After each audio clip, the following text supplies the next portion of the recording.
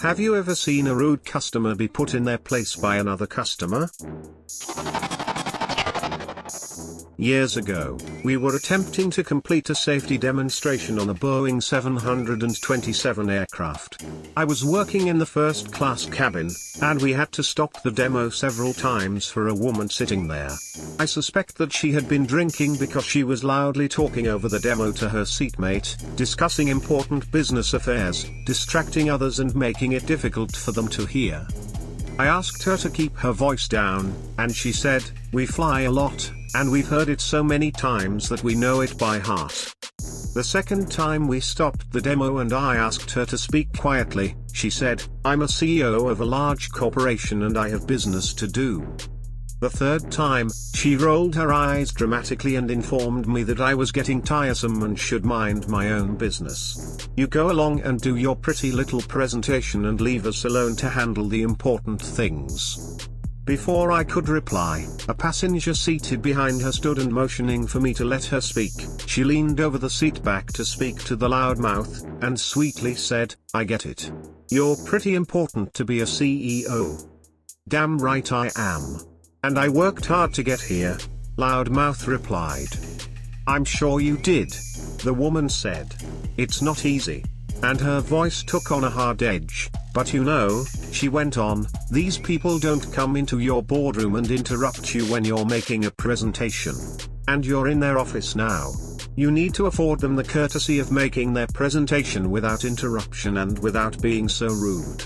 They're doing their job, and the rest of us need to hear them.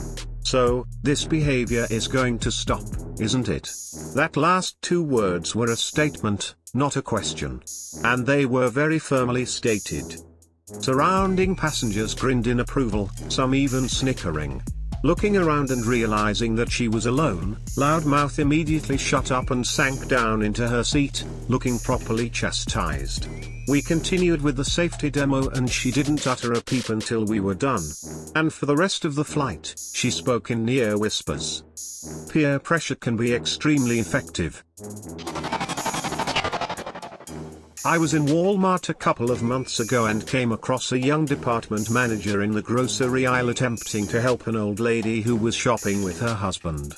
The manager is up on a stepladder searching for a specific tea that the woman wanted and is silently taking her abuse as she calls him filthy names and cuts him down in every way she can think of. Her husband looks mortified and all the other customers waiting to get by, she was blocking the aisle, looked uncomfortable.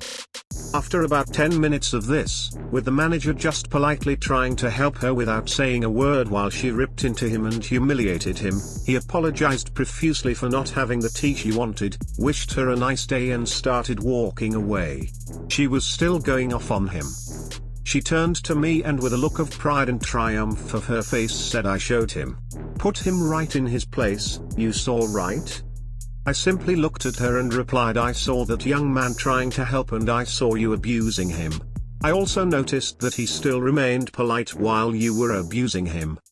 I said it calmly and as a matter of fact, without emotion. Her husband standing behind her got a huge grin on his face. She took a deep breath and shouted, "Go to hell, you bitch. Just go to hell." To which I just looked at her with a small smile and said, "Have a beautiful day," and walked away.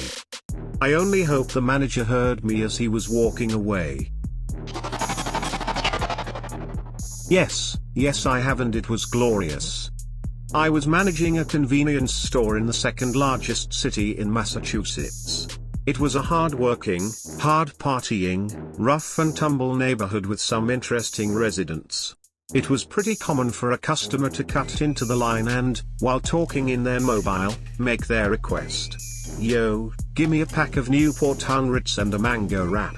Usually, I ignore such actions and wait on the next person in line, because it's a line and that's what one does, stand and wait, like all the other customers. On this particular morning, this particular customer honestly and truly thought that he was entitled to behave like a rude and obnoxious jerk.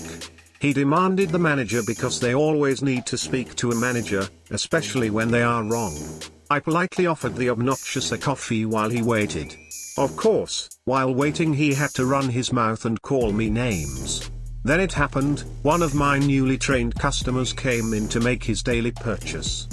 "Good morning, may I please have a pack of Newport 100s? "Good morning, of course you may. May I see your ID? "Yes, here you go. "Thank you, that will be $9.75. While I was getting his change, he remarked, "Let me guess, he needs to talk to the manager. You are making him wait, just like you did to me." I just smiled and my newly trained customer knew. He sauntered over to the waiting customer, who was still spewing vulgarities about me, and asked, "Do you talk to your mother or your aunts like that? Do you call your baby mama those names? How about your side chick?" The rude customer started to answer, but the newly trained customer cut him off. "You see that lady? She is the manager.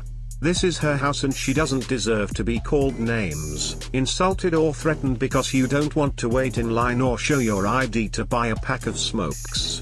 He took a deep breath and continued, "If you want to do business here, then you need to pull your saggy britches up, put your shoulders back, look her in the eye, apologize, and use your Sunday manners and make your purchase." The rude customer said he wanted to speak to the manager, to which the newly trained customer said, "Yo, dude, she is the manager and she ain't got the time to play with you. Be nice or be gone, pretty simple."